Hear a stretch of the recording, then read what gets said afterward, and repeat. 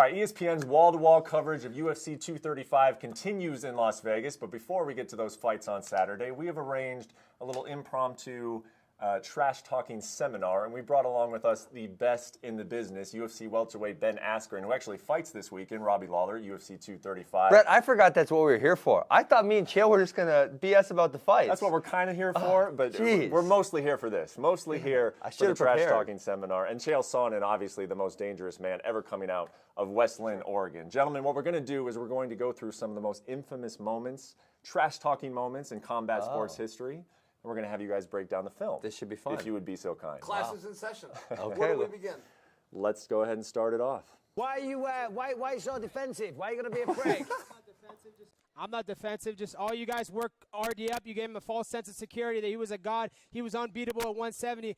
Now I just beat him. I want to hear the excuses. Well, that makes it even better for you. So, you know, we said he was a great opponent. You went out there. We just said, I don't know if you care to listen. I know you just had a fight and you've been hitting the head a few times, but obviously you don't think too straight. We just said you fought a very, very good fight. If you care to listen, open your ears and stop talking so much crap for 1 minute. You might hear that we actually gave you some compliments.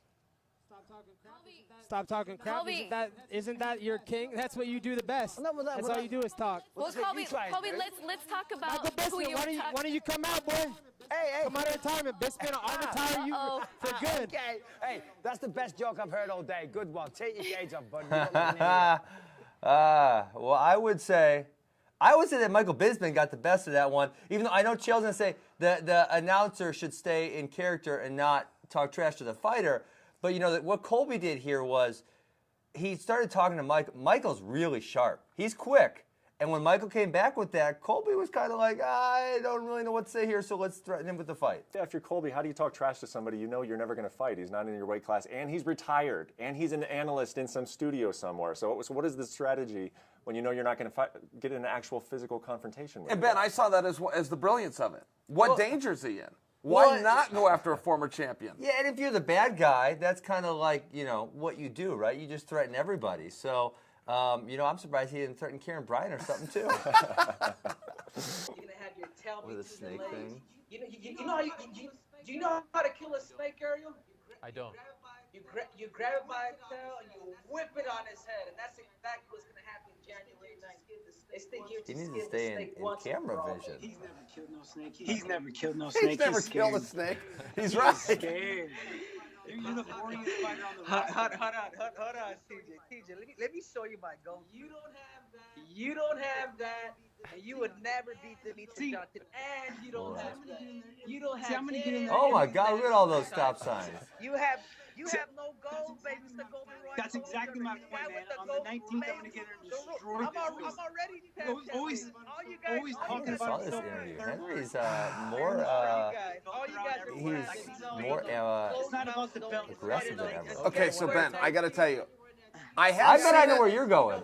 I can't hear what they're saying. This is like when the Ultimate Warrior used to do interviews and nobody knew what he was saying. I actually can't hear the words here. I loved that Henry started with the snake bit and TJ simply said, "You've never killed a snake." Okay, you're probably right about that. But I will tell you, as far as confidence and maybe even cockiness and showmanship goes, Cejudo is lighting up the screen right now. Well, you know, what I was going to point out, Chael, that this is going to go over most people's heads. But Henry showed that Olympic gold medal, right? He showed the use of gold is cool. But then what he showed, which they didn't see, was the 5 stop signs. And every little kid who's ever wrestled has wanted to win one of those there in the back corner right there. They've wanted to win one of those stop signs. That means a lot. And he got 5 of them, it looks like. And TJ, that's in TJ's head. And, you know, the Olympic gold medal is kind of far away, but the fact that you never want to stop sign, and Henry's got a whole bunch of them up on his wall, like, that's a thing. This is interesting how they're talking over each other. They're kind of killing the spot. I can tell by watching this, something's happening here. Something special's happening here. But Ben, I wish they'd let each other go. You got to let each other go. I mean, formulate your own counterpoint, you know, because when they're talking, nothing, like you're saying, nothing's getting heard. The one thing I didn't like on TJ's side, because it's the most overused terminology, and when you say the best or the worst, that means one. That means singular. He said you're the most boring fighter ever. Nobody's ever said Henry Cejudo is the most boring fighter ever. That's literally never happened. I mean, He might not be the most exciting, but he's definitely not the most boring. So, like, why would you say something that just is ridiculous? You've never killed a snake. Good line. That's a great line. I really missed it is. the first time I saw it. I mean, Henry had this whole point on the snake. He's wearing a snake jacket. TJ's been called a snake before. I mean, there's a whole thing on this, and TJ simply said, "You've never killed a snake." That's a great line. You know something is going to happen. If you're confident in that situation, you will achieve things in life. That's how you overcome things. That's how you put yourself out there. You believe it, and you achieve it. And that's what I do. I know what I'm going to do.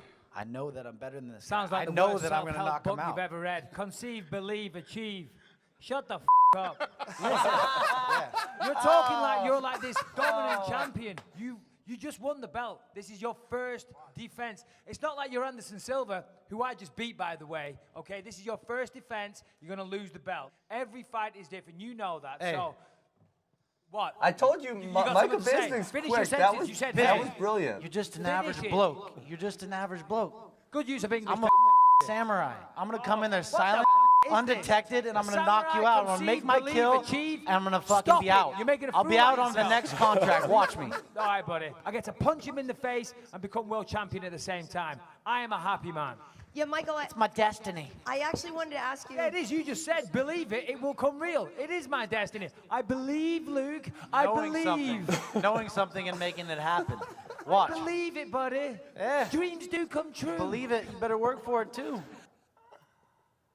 That's great. I underestimated Michael Bisping in his career many times. Yes, he is. Quick. Yes, he is. I mean, I always knew he was good. I knew there was something special there, but I got lost in the acts. I mean, it took me a little while, and now I do look at him and go, man, he really is pretty good at this, and he's got a good mind for it. He threw that right in Luke's face. See, believe, achieve. And then, Luke kind of put himself out there in a little sappy stuff. And that's not usually Luke. And then Michael, he didn't wait. He just sicked him, right? I thought that was...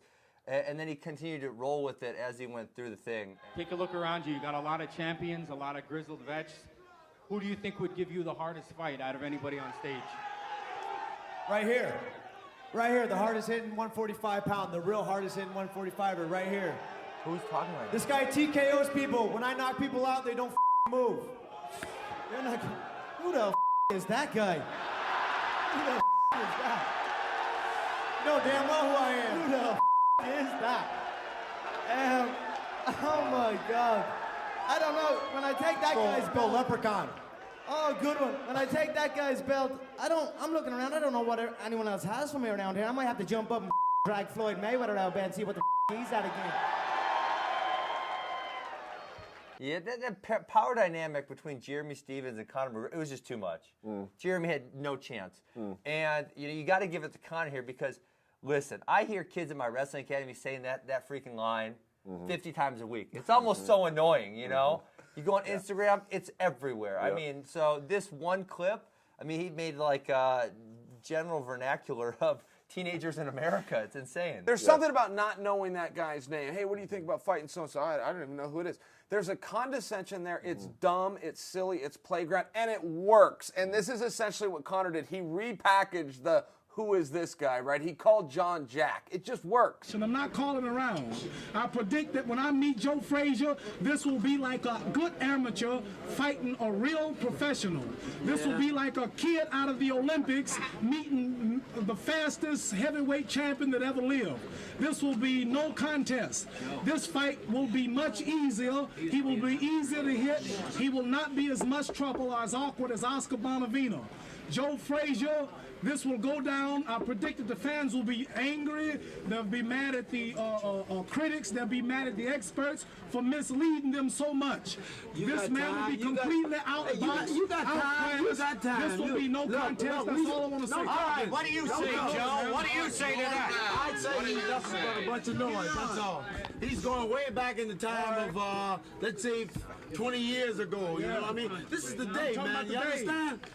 You're not fighting Quarry. You're not fighting Oscar Bonavena. You're not fighting Sonny Liston. You fighting Joe Frazier. Everybody knows that's not the point. That's the point. Joe, what's your prediction? My prediction, the fight wouldn't go to distance. I'll stop it. Stop me. You. How soon? What round? Look, anyway, don't let him obligate 1 to 10. You be out there. I wouldn't bet you be out there. You be out there. I love it because this guy I read so much about, studied, and he kind of wrote the playbook.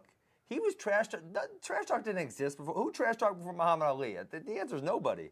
I mean, he wrote the playbook on it, so when we're watching him, you know, it's not a Conor McGregor show, but we got to remember the era it was in.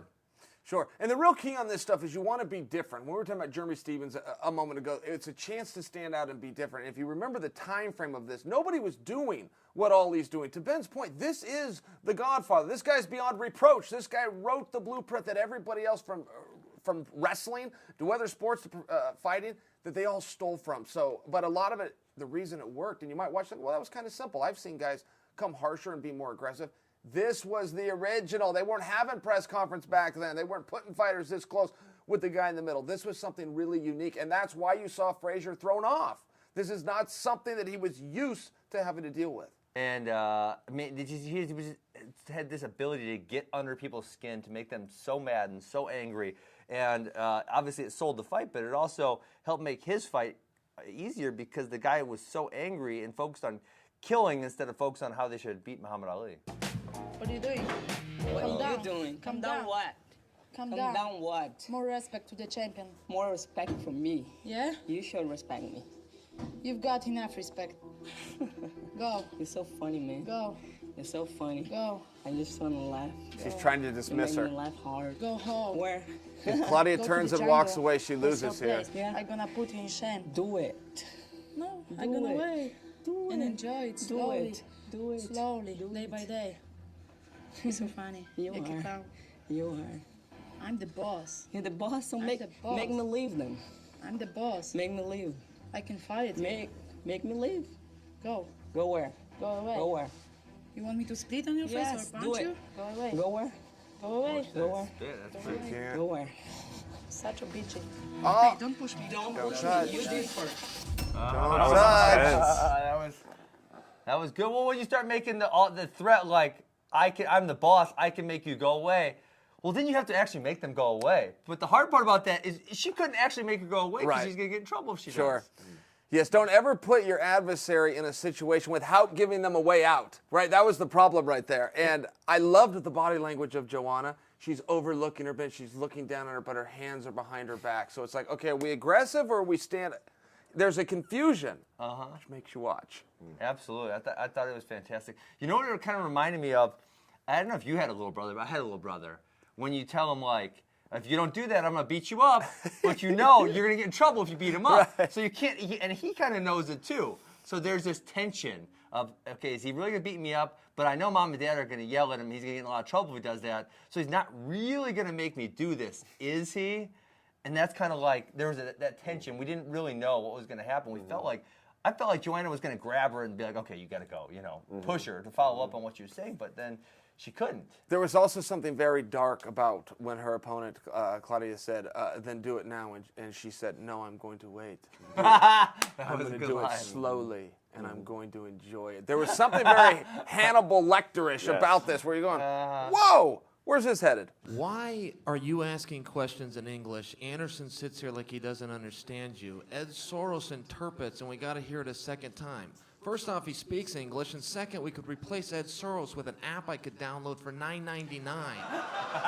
What kind of bizarro world are we in here? This is the strangest thing I've been part of. You know, people ask me if I wanted to go to Brazil for the fight. Sure, it'd be neutral territory. Anderson lives in a mansion in Beverly Hills.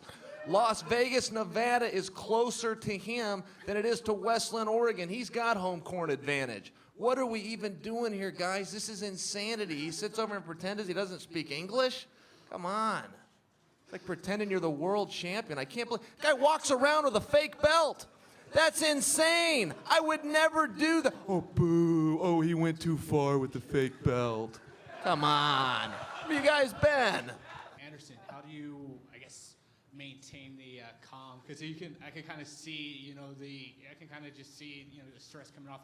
What are you doing to maintain that level of calmness before you step into the octagon on Saturday night? Like, what's keeping you from, getting real personal? Don't answer yet, Anderson. You got to pretend you don't understand. Ed? Anderson, ele estava perguntando, você está assim, parecendo muito tranquilo. O que você está falando para se... Right on cue. I mean, listen, I don't know if he's going to compliment his own work, but these were the things that you watched over and over again, and the reason they're so effective is because they're true. Anderson does speak English. Anderson does live in California. Like, it's so funny because it's so true, and his opponent is taking offense to this when, like, I don't understand why he's like, well, I do speak English, and I do live in Beverly Hills. What's the issue here? I couldn't figure this out. You know, Anderson was giving so much ammunition over nothing. Yeah, it was really light cannon fodder, right? I mean, no profanity. Hard to break down my own stuff, but there's no profanity in there. You're not coming across, you're not throwing bottles at a guy, but you're saying it with an attitude, and you're saying some stuff that's real that he'd rather wasn't out there. At the same time, not humiliating him, not putting him down or saying something that you know private from the business. Come on, you live in a house, and this happens to be where it is, and you're pretending you're from Brazil. It's pretty low, but it works. It's G-rated, but it works. There's a lot of welterweights on the table right now. I wonder what it's been like backstage while you've been in town. Have there been any interactions? Marty tried attacking me 20 minutes ago. Listen, I knew this dude. We trained together at the Olympic Training Center. He was Marty then. I didn't even come at him when I got to UFC because I liked him. I thought he was a good dude. Listen, the opportunity came up at UFC 233. Tyron was hurt. And so I said, listen, this is an opportunity. I'm here to fight the best guys. He's pretty damn good at fighting. So let's get in there for the title. And so obviously, I put the full weight of what I could behind him. Obviously, he doesn't like his old name. But that was what he went by. And so he still doesn't address it. I don't know what his issue is with it. I wasn't even really trying to insult him. That was just how I knew the man. And I wanted to get in the cage and fight him. So I was trying to make the most of my opportunity. He clearly took offense to it. Maybe he could tell us why he took offense to it. And, you know, if something comes up after Tyron and Marty fight, then I'd be willing to fight him in the future. Thanks, Ben. I appreciate it. Yes, we get in the cage. I think he's confused what we do. Like, we're not playing basketball, wrestling. We get in the cage and we fight each other. So threatening me backstage, like, that was what I volunteered for. I volunteered for that. Hey, Kamara, what happened with Ben backstage? What? I know not of what you speak of. Well, he said that you threatened him. Threaten him? See, that's the difference. It's not threatening. There's no threat. What do I need to threaten somebody for? My thing is... The video came out very clearly. He put it out! Because this is what I do. I chose to be here.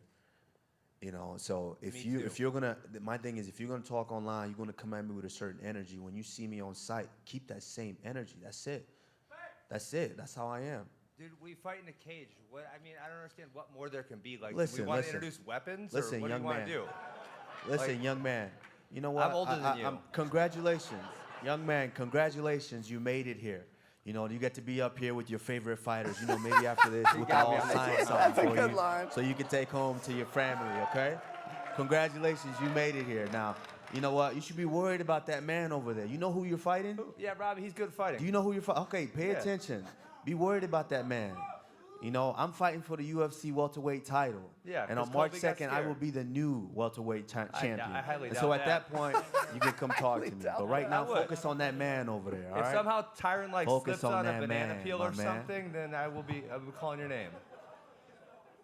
Okay, so He got one good barb in. that was very fun, where he said you're up here with all your favorite fighters. What I really loved about it, and been with all of your work, is I also see the honesty in it. Like, you're a guy who, while talking trash, isn't afraid to then compliment him and go, he's a really good fighter. He's got a good name in this. He just told the truth. I came in here, and so I wanted to be attached to other really good fighters, so I thought we would go fight. I also really love when he challenges you to a fight, and you're like, that's what I'm trying to do. That's what I volunteered for. But I find that authenticness and the fact that you can go from the entertainer to just calling it straight at the same time, that's what's really unique. Well, you know, the thing that now, watching this back, that puzzles me is I said he tried to fight me backstage. He says, I do not know what you speak of. And then, like, I don't know what the hell he said after that. But then his cameraman put the video out of him trying to get in my face and threaten me.